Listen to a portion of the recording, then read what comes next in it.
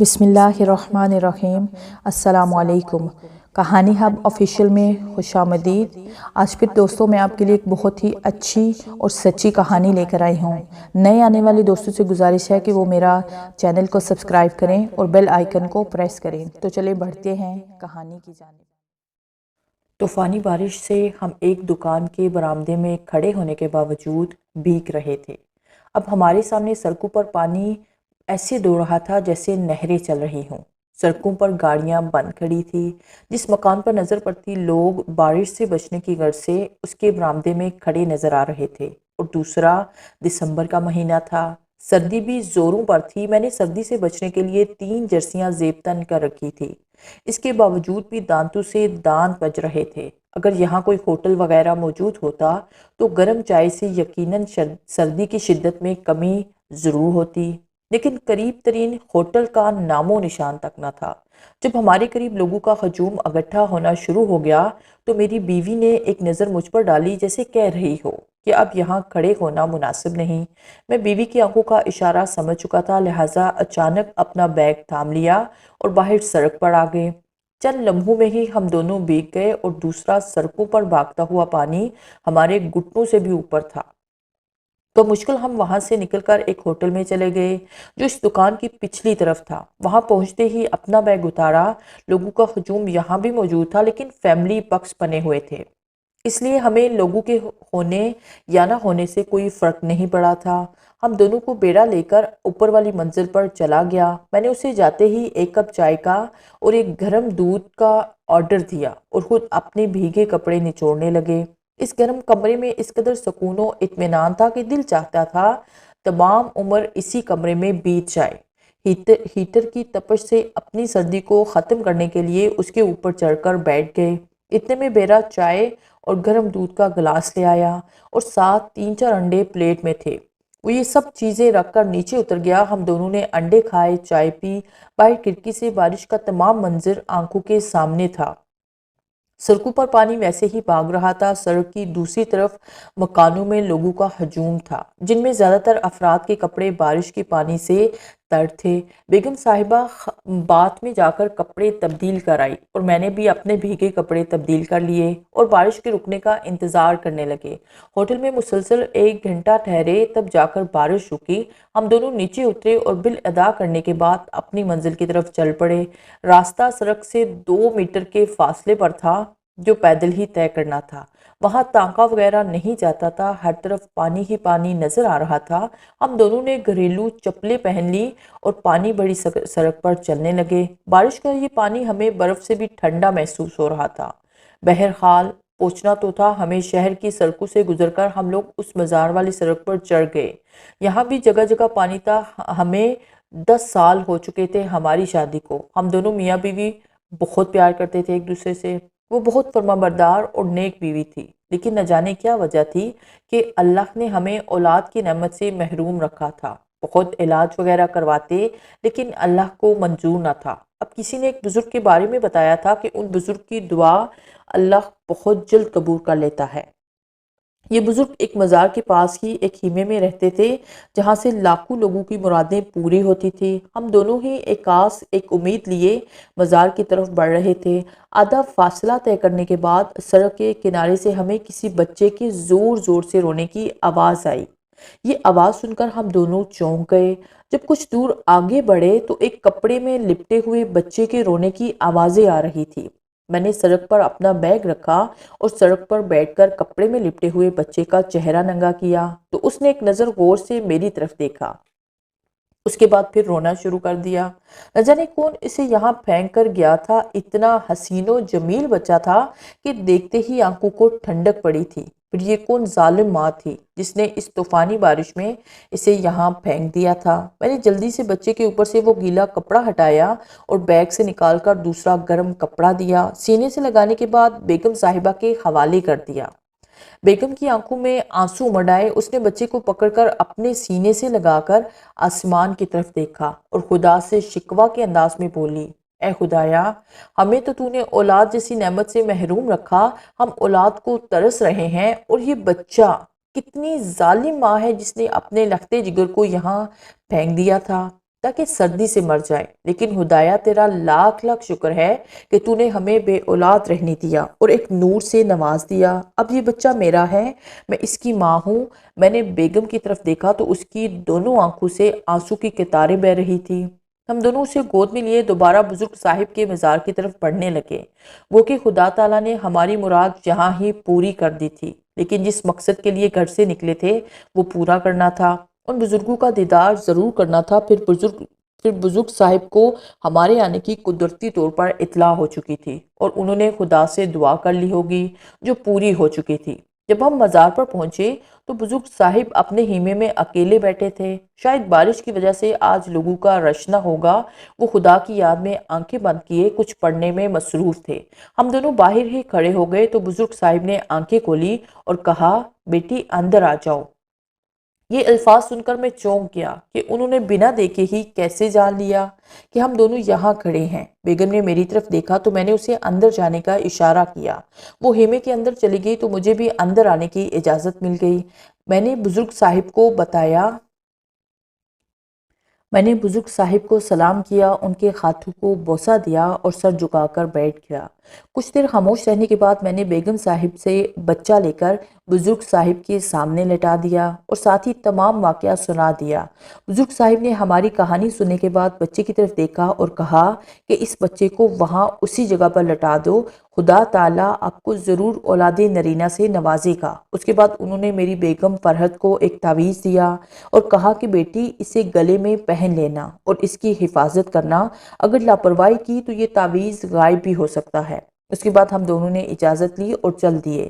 راستے پر میں اس بچے کے بارے میں سوچتا رہا کہ بزرگ صاحب نے بچے کو دوبارہ وہاں ہی چھوڑنے کو کیوں کہا ہے۔ اگر بچے کو وہاں چھوڑ دیا تو ہو سکتا ہے کسی غلط آدمی کے ہاتھ آ جائے یا پھر سردی سے مر ہی نہ جائے۔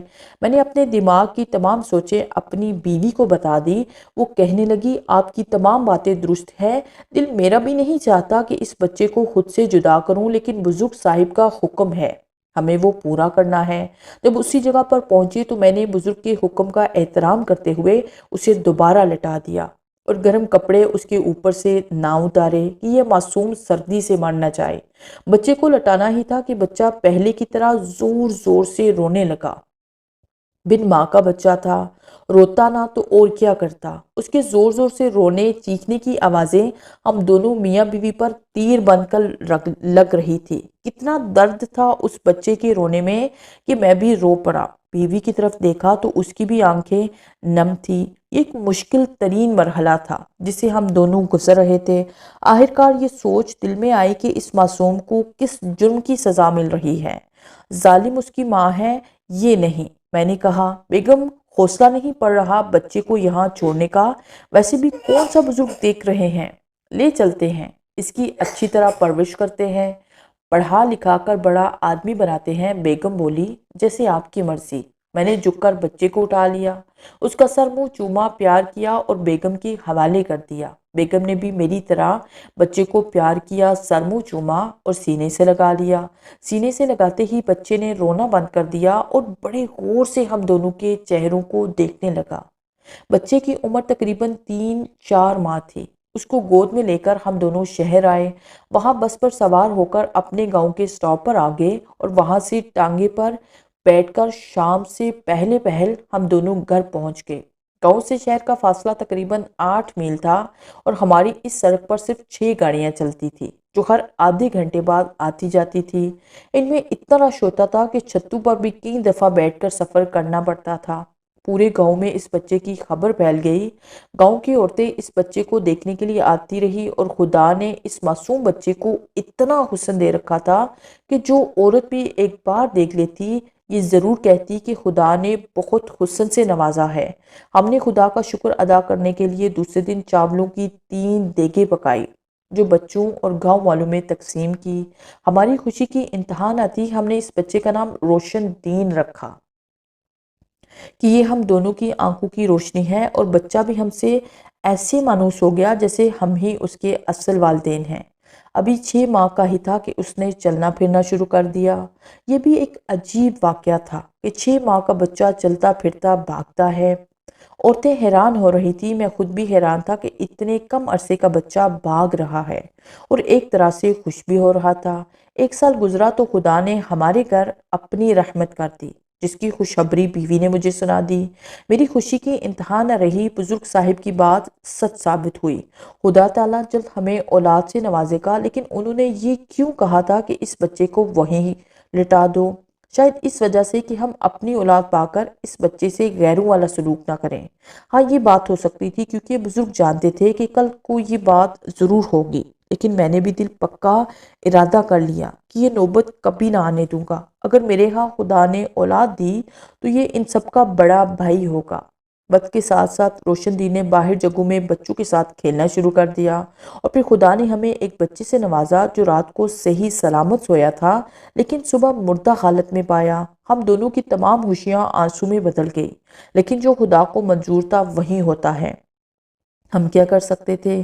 مزید کچھ وقت گزرا تو ہمارے ہمسائی کا ایک بچہ جو کہ رات کو صحیح سویا تھا صبح زندہ اٹھ نہ سکا۔ اس بچے کی عمر بھی روشن دین جتنی تھی، یعنی بمشکل 2 سال کا ہوگا۔ اس واقعے کے 1 ماہ بعد ایک اور چھوٹا بچہ رات کو صحیح سویا لیکن صبح زندہ نہ اٹھ سکا، اور پھر کیا تھا، ہر 1 ماہ بعد 1-2 بچے مردہ حالت میں پڑے ملتے۔ ادھر ہمارے ہاں اللہ نے ایک اور پھول کھلایا، وہ بھی صرف 1 رات زندہ رہا۔ دوسری صبح وہ بھی مردہ حالت میں چارپائی پر پڑا تھا۔ بچوں کے مرنے کی خبر پورے گاؤں میں پھیلتی جا رہی تھی۔ بعض لوگوں کا کہنا تھا کہ ہمارے گاؤں میں چڑیلوں کی بستی آباد ہو گئی ہے جو کہ بچوں کو قتل کر دیتی ہے۔ یہ باتیں ہر زبان پر سننے کو ملتی اور مجھے بھی ان باتوں پر یقین ہونا شروع ہو گیا، کیونکہ میرے گھر میں بھی اسی طرح کے 2 واقعے رونما ہو چکے تھے۔ لیکن چڑیل کہاں تھی؟ قبرستان بھی گاؤں سے کافی دور تھا اور گاؤں کے آس پاس فصلیں ہی فصلیں تھی، کوئی ویران جگہ بھی موجود نہ تھی جہاں چڑیلیں اپنی بستی قائم کرتی۔ ادھر ہمارا بیٹا روشن دین بھی 5 سال کا ہو گیا۔ پورے گاؤں کے بچوں سے الگ تھلگ تھا، جسم کے لحاظ سے، بول چال کے لحاظ سے، صفائی کے لحاظ سے، طاقت کے لحاظ سے، حسن کے لحاظ سے سب سے منفرد تھا۔ بعض عورتیں تو یہاں تک کہہ دیتی کہ اسے چھپا کر رکھو، کہیں ایسا نہ ہو کہ اس کو کسی کی نظر لگ جائے یا کوئی چڑیل بھگا کر لے جائے۔ چڑیل کا نام سنتے ہی میرے رونگٹے کھڑے ہو گئے۔ چڑیل؟ واقعی عورت کی بات درست تھی، ہمارا بچہ بھی چڑیل کا نشانہ بن سکتا تھا۔ اس عورت کی بات نے میری آنکھیں کھول دی اور میں نے بیگم کے ذمہ یہ کام لگا دیا کہ دن بھر اس کی پوری حفاظت کرے اور رات کو میں اس کی حفاظت کروں گا۔ ایک رات ہم دونوں میاں بیوی سو رہے تھے کہ صبح ہوئی تو ہمارا بیٹا روشن غائب تھا۔ ہم دونوں نے رونا پیٹنا شروع کر دیا۔ میں نے گاؤں کا چپا چپا چھان مارا لیکن وہ نہ ملا اور نہ ہی اس کی لاش۔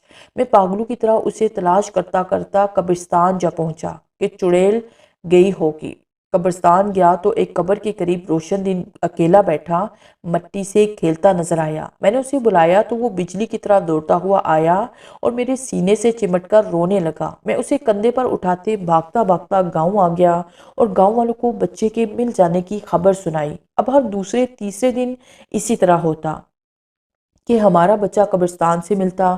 عورتیں کہتی کہ تمہارے بچے پر چڑیلیں عاشق ہو گئی ہیں، اور اب اگر ہر روز اسے اٹھا کر لے جاتی ہیں اور کہیں ایسا ہی نہ ہو کہ وہ اسے مار دیں۔ عورتوں کی بات کافی حد تک درست تھی۔ 1-2 سال کے دوران میں نے کئی دفعہ روشن دین کو قبرستان جا کر ڈھونڈا۔ اب خدا نے ہمیں تیسرے بیٹے سے نوازا تو میں نے رات بھر جاگنے کا پروگرام بنا لیا کہ کہیں یہ بھی رات کے اندھیرے میں موت کی آغوش میں نہ چلا جائے۔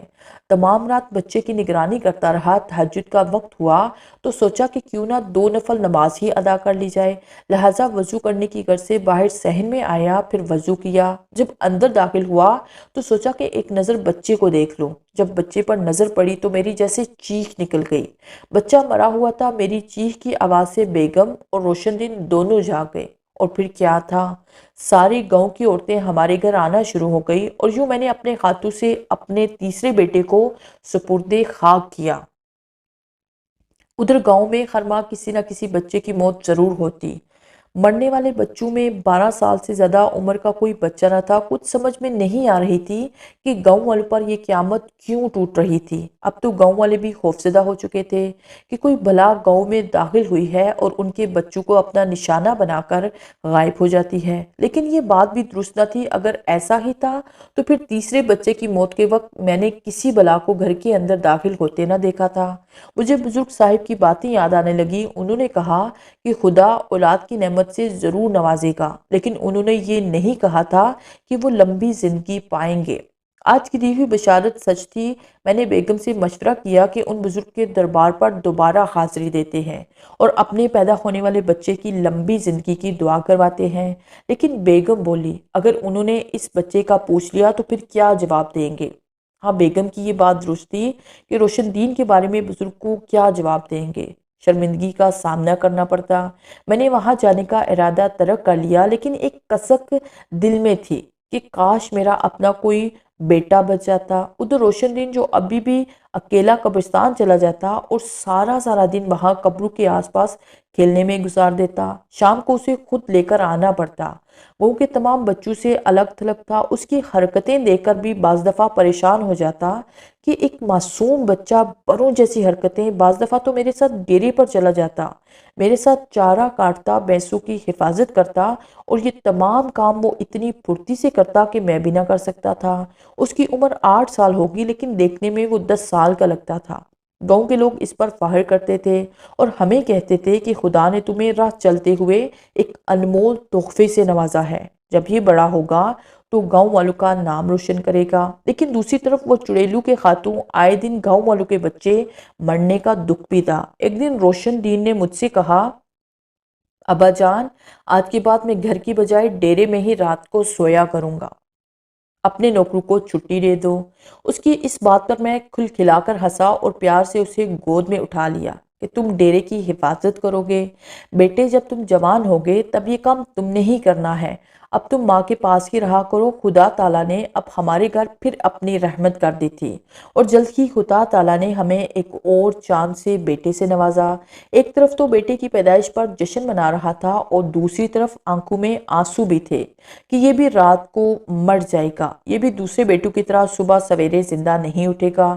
لیکن آج رات میں نے پوری رات بچے کی حفاظت میں جاگنے کا پروگرام بنا لیا اور ایک کلہاڑی اپنے پاس رکھ کر دوسرے کمرے میں ایک کونے سے لگ کر بیٹھ گیا کہ جب بلا آئے گی تو میرے ہاتھوں سے بچ کر نہیں جائے گی۔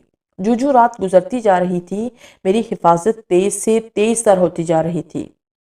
کلہاڑی ہاتھ میں ویسے پکڑ رکھی تھی کہ ابھی کسی کا سر قلم کر دوں گا۔ جب رات کے 2 بجے کا وقت ہوا تو روشن دین اپنے بستر سے نیچے اترا اور میری بیگم کی چارپائی کے قریب جا کر کھڑا ہو گیا۔ یہ روشن دین میری بیگم کی چارپائی کے پاس کیا لینے گیا ہے؟ شاید ڈر گیا ہے اور ماں کے پاس سونا چاہتا ہے۔ اسے وہاں کھڑے دیکھ کر میں اس کے بارے میں سوچنے لگا۔ جب اسے میرے بچے کو اٹھا کر زمین پر لٹا دیا اور اس کا گلا دبانے لگا، میں چیخ اٹھا، بیٹا یہ کیا کر رہے ہو؟ میری آواز سن کر اس نے میری طرف آتشی آنکھوں سے دیکھا اور سیاہ جن کی صورت میں تبدیل ہو گیا۔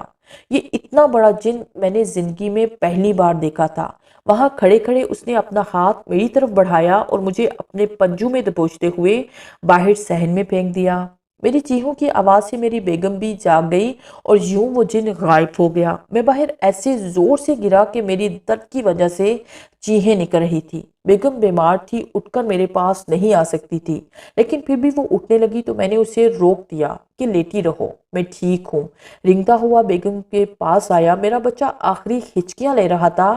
میرا رات بھر جاگنا بھی بچے کو بچا نہ سکا۔ نہ جانے اس نے کتنے زور سے گلا دبایا۔ گلا دبانے میں بھی اس کی سانسیں اکھڑ گئی تھی اور میرا بیٹا میرے ہاتھوں میں تڑپ تڑپ کر خدا کو پیارا ہو گیا۔ صبح ہوتے ہی بچے کی موت کی خبر پورے گاؤں میں پھیل گئی۔ روشن دین کا جن کے روپ میں آنا میں نے کسی پر ظاہر نہ کیا، یہ راز اپنے دل میں ہی رکھا۔ اگر یہ راز اگل دیتا تو گاؤں میں جتنی اموات ہوئی تھی سب میرے ذمہ پڑ جاتی کہ یہ ہم نے قتل کیے ہیں۔ میں نے اس راز کو اپنے دل ہی میں دفن کر لیا۔ جب بچے کو دفنانے قبرستان گئے تو وہاں روشن دین قبروں میں اکیلا ہی بیٹھا ہوا تھا۔ مجھے اس کی شکل دیکھ کر خوف آ رہا تھا اور گاؤں کے مرد اسے بار بار پیار کر رہے تھے۔ کہ بیچارے کا کوئی بھی بھائی زندہ نہیں بچا ہے۔ جب بچے کو دفن کر چکے تو لوگوں نے کہا کہ روشن دین کو گھر نہیں لے کر جاؤ گے۔ میں ان کی بات کا کیا جواب دیتا؟ انہیں کیسے بتاتا کہ یہ ہمارا بچہ نہیں ہے، چڑیل کا بچہ ہے؟ یہ بات بتا کر گاؤں والوں کو اپنا دشمن بنانا تھا۔ ان کی باتیں سن کر میں نے روشن دین کو اٹھا لیا اور اپنے دونوں کندھوں پر بٹھا لیا۔ وہ اپنا وزن بڑھاتا جا رہا تھا اور مجھے ایسے محسوس ہو رہا تھا جیسے میں ایک بچے کو اٹھا کے نہیں چل رہا ہوں، 1 ٹن وزن لے کر جا رہا ہوں۔ اتنے وزن سے میرا دماغ چکرانے لگا اور میں گر گیا۔ پھر مجھے ہوش نہ رہا کہ میں کہاں ہوں۔ جب مجھے ہوش آیا تو گھر میں بستر پر پڑا تھا اور روشن دین میرے قریب ہی بیٹھا تھا۔ روشن دین کو اپنے قریب دیکھ کر میں خوف سے لرز گیا اور پھر حوصلہ اور ہمت سے کام لے کر اٹھا، اسے ایک کونے میں لے جا کر کہا، دیکھو یہاں سے چلے جاؤ، بہت خون کر لیے ہیں تم نے، میرے 4 بچے مار دیے ہیں، گاؤں والوں کے بچے مار دیے، گاؤں والے تمہارے خوف سے سہمے سہمے رہتے ہیں، تم یہ گاؤں چھوڑ جاؤ۔ میری اس بات پر وہ کھلکھلا کر ہنسا اور کہا، ہرگز نہیں، یہاں سے بھلا کیسے جا سکتا ہوں؟ یہاں تو مجھے خوب خوراک مل رہی ہے، خوب جینے کا مزہ آ رہا ہے، اگر دوبارہ ایسی بات کی تو تم بھی زندہ نہیں رہ سکو گے۔ اس کی باتیں سن کر میں خوف اور ڈر سے پانی پانی ہو رہا تھا اور بغیر کسی کو بتائے میں گھر سے نکل پڑا اور شہر کی طرف جانے والی بس پر سوار ہو گیا کہ آج میں اس بزرگ سے ملوں گا اور انہیں تمام حقیقت سے آگاہ کروں گا، اپنی غلطی کی معافی مانگوں گا۔ راستے میں شام ہو گئی لیکن مجھے بزرگ صاحب سے ہر حال میں ملنا تھا۔ شہر پہنچ کر میں بس سے اترا اور مزار کی طرف چل پڑا۔ جب مزار کے قریب پہنچا تو اندھیرا کافی چا چکا تھا۔ بابا جی نے اپنے خیمے میں ایک دیا جلا رکھا تھا جس کی روشنی میں وہ قرآن پاک پڑھنے میں مصروف تھے۔ میں نے انہیں قرآن پاک پڑھتے دیکھا تو خیمے کے باہر ہی کھڑا ہو گیا اور تلاوت سننے لگا۔ تقریباً 1 گھنٹہ میں وہاں کھڑا رہا، میرے پاؤں سوج گئے، ٹانگیں درد کرنے لگی، لیکن میں جانتا تھا کہ بزرگ کو میرے آنے کی خبر ہو چکی ہے اور جب وہ پڑھنے سے فارغ ہو جائیں گے تو اجازت دے دیں گے۔ میری سوچ درست ثابت ہوئی۔ بابا نے قرآن پاک پڑھنے کے بعد بند کیا تو اسے چوم کر آنکھوں سے لگا کر سینے سے لگا کر ایک طرف سٹول پر رکھ دیا جس پر کچھ اور بھی کتابیں موجود تھی۔ اس کے بعد ہاتھ اٹھا کر دعا کرنے لگے۔ جب دعا سے فارغ ہوئے تو بولے، بیٹا اندر خیمے میں آ جاؤ۔ میں اپنے جوتے باہر اتار کر اندر خیمے میں چلا گیا۔ اس خیمے میں کم و بیش 6 افراد بآسانی بیٹھ سکتے تھے۔ خیمے سے قدرتی خوشبو آ رہی تھی۔ بولے، کافی عرصے بعد آئے ہو؟ میں نے کہا، جی بابا جی، اور ساتھ ہی روتے ہوئے تمام کہانی سنا ڈالی۔ جب میں کہانی سنانے کے بعد خاموش ہو گیا تو بولے، میرے منع کرنے کے باوجود بھی تم نے اس بچے کو اٹھا لیا۔ میں جانتا تھا کہ وہ انسانی بچہ نہیں ہے، بچے کے روپ میں جن تھا۔ بہرحال میرا خدا بہتر کرے گا، آپ سب کی یہ پریشانی جلد ختم کرے گا۔ تم فوری جاؤ، میں خود وہاں آؤں گا اور اس کو ہمیشہ ہمیشہ کے لیے بھگا دوں گا۔ اپنی بیگم کو بھی اپنے ہمراہ لے آتے تو اچھا تھا، اس کا اکیلے وہاں رہنا ٹھیک نہیں ہے۔ بہرحال خدا فضل کرے گا، وہ اپنی رحمت کرے گا۔ میں نے باہر دیکھا تو گپ اندھیرا تھا، ہاتھ کو ہاتھ سجائی نہیں دیتا تھا، لیکن بزرگ صاحب نے واپس جانے کا کہہ دیا تھا، سو مجھے ہر حال میں جانا تھا۔ میں وہاں سے نکل پڑا اور سڑک پر چل پڑا اور شہر کی طرف روانہ ہو گیا۔ راستے میں چاروں طرف سے خوف ایسے آ رہا تھا جیسے ابھی کوئی چیز مجھے پکڑے گی۔ کبھی خوف کی وجہ سے بھاگنا شروع کر دیتا اور کبھی پیدل چلنا شروع کر دیتا۔ بالآخر شہر تک جا پہنچا۔ اب وہاں سے گاؤں جانے کا مسئلہ تھا، کوئی بس جانے کو تیار نہ تھی اور بابا جی کی اس بات نے بھی مجھے پریشان کر رکھا تھا کہ فوری گھر پہنچو اور بیگم کا اکیلے رہنا ٹھیک نہیں، ساتھ لے آتے۔ یہ تمام باتیں میرے دماغ میں تیر برسا رہی تھی اور بس کے بغیر ہی گھر میں جا نہیں سکتا تھا۔ سوچا کہ اللہ بہتر کرے گا، رات تو اسی شہر میں ہی گزری، ایک کمرہ کرائے پر لیا اور رات بسر کی، لیکن پوری رات سو نہ سکا۔ دل میں عجیب و غریب خیال آتے رہے، بیگم کی صورت بار بار نظروں کے سامنے گھومتی رہی۔ میں ان برے خیالات کو ذہن سے نکالنے کی بہت کوشش کرتا رہا، لیکن بیگم کے بارے میں خیالات اتنے ہی ذہن میں آتے رہے۔ صبح سویرے ہی پہلی بس پر سوار ہو کر جب گاؤں پہنچا تو اپنے گھر کے دروازے کے سامنے مردوں کا رش نظر آیا اور عورتیں روتی آنکھوں کے ساتھ میرے گھر میں داخل ہو رہی تھی۔ یہ سب دیکھ کر میرے پاؤں سے زمین نکل گئی۔ میں نے دوڑ لگا دی۔ جب گھر پہنچا تو سامنے چارپائی پر بیگم دنیا جہاں سے بے خبر مست سو رہی تھی۔ اسے بھی اس خبیث جن نے قتل کر دیا تھا۔ میرا سب کچھ لٹ چکا تھا، میرا گھر اجڑ چکا تھا۔ جب بیگم کو قبرستان لے جا کر دفن کیا گیا تو روشن دین قبرستان کی ایک کونے میں کھڑا مسکراتا نظر آیا۔ مجھ سے نہ رہا گیا اور میں چیخ اٹھا، ذلیل، تو نے میرا گھر تباہ کر دیا، سب کچھ لوٹ لیا، بتا تیری خدمت نہیں کی یا پھر تجھے پیار نہیں دیا تھا؟ کیا دشمنی تھی تیری ہمارے ساتھ؟ کیا ظلم کیا تو نے مجھ پر اور گاؤں والوں پر؟ میری یہ باتیں گاؤں والوں کی سمجھ سے باہر تھی۔ آج میں نے تمام راز افشا کر دیے کہ یہ بچہ نہیں، جن ہے، چڑیل کا بچہ ہے۔ اس نے ہی گاؤں والوں کے گھروں میں قتل کیے ہیں، اس نے ہی ہم سب کو تباہ کیا ہے، اسی نے گاؤں والوں کے بچوں کو خون سے اپنے ہونٹ رنگے ہیں۔ پکڑو اسے بھی خون میں رنگ دو۔ گاؤں والے ابھی اس کی طرف بڑے تھے کہ وہ غائب ہو گیا۔ اس کے غائب ہونے کے بعد گاؤں والوں کو پختہ یقین ہو گیا کہ میں جھوٹ نہیں بول رہا تھا، سچ کہہ رہا تھا۔ میں اپنا سب کچھ لٹا کر خالی ہاتھ گاؤں کی طرف چلا جا رہا تھا۔ بابا جی کی ہر بات سچ ثابت ہو رہی تھی۔ کاش کہ میں چند دن رک جاتا اور بیگم کو ہمراہ لے جاتا۔ میں نے حماقت کی تھی اسے اکیلا چھوڑنے کی، اور جن سے میں بدلہ کیسے لے سکتا تھا؟ میری حالت دن بدن خراب ہوتی جا رہی تھی۔ گھر کے ہر حصے سے مجھے اکیلے خوف آتا تھا۔ بیگم کی یادیں تنگ کرتی تو اس کی قبر پر چلا جاتا، جہاں وہ خبیث شیطان نظر آتا۔ ایک ہفتہ گزرا تو بابا جی گاؤں میں تشریف لائے۔ انہیں خبر تھی کہ میں بیگم کو بھی دفن کر چکا ہوں۔ سب سے پہلے تو میں بابا جی کا مرید ہوا، اس کے بعد باقی کی کہانی بھی سنا ڈالی۔ وہ بولے، اب آپ لوگوں کو فکر کرنے یا پریشان ہونے کی ضرورت نہیں، آج رات وہ جن یہاں سے چلا جائے گا۔ رات ہوئی تو بابا جی نے ایک کمرے میں بیٹھ کر کچھ پڑھا تو وہ جن کا بچہ لڑکھڑاتا ہوا زخمی حالت میں گھر آیا، جسے میں دیکھ کر طیش میں آ گیا، لیکن کچھ بھی نہ کر سکا۔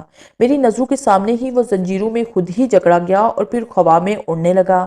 بابا جی کے سامنے وہ ایسے معصوم بنا کھڑا تھا جیسے اس سے شریف دنیا میں کوئی نہیں ہے۔ بابا جی نے اسے زنجیروں میں باندھ کر ہاتھ کے اشارے سے اوپر پھینکا تھا کہ وہ اڑتا ہوا نظروں سے اوجھل ہو گیا۔ جب بابا جی کمرے سے باہر آئے تو پوچھنے پر پتا چلا کہ اب سمندر کے پانی میں جا کر گرے گا، اس کی طاقتیں ختم کر دی گئی ہیں اور وہاں پانی میں ہی ختم ہو جائے گا۔ بابا جی نے ہمیں یہی بتایا تھا، سو ہمیں اس بات پر یقین کرنا تھا۔ وہ اللہ تعالیٰ کے بہت قریب تھے، اللہ سے جو بھی دعا کرتے پوری ہوتی۔ جب بابا جی جانے لگے تو میں نے عرض کی کہ اب یہاں میرا کچھ بھی نہیں ہے، مجھے بھی اپنے ساتھ رکھ لیں۔ وہ مسکرائے اور مجھے بھی اپنے ساتھ لے چلے۔ چند برس بعد بابا جی نماز کی حالت میں اللہ کو پیارے ہو گئے، اور اللہ کے فضل و کرم سے اور ان کی دعا سے میں نے بھی بہت کچھ حاصل کر لیا۔ دنیا سے ناطہ توڑ کر دین سے رشتہ جوڑ لیا۔ اصل تو یہ ہے کہ جو سکون دین میں ہے، دنیا کی رونقوں میں ہرگز نہیں ہے۔